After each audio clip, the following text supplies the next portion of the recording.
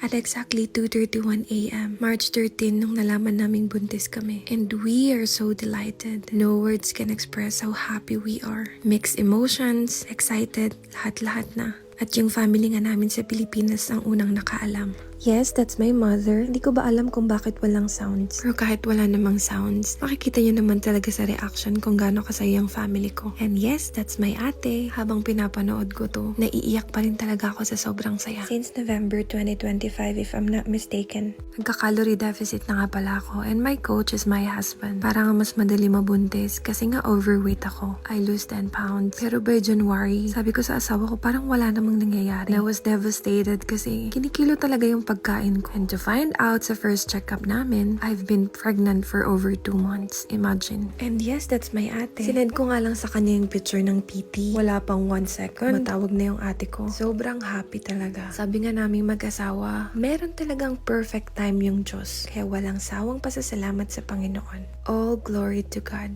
Yan lang, everyone.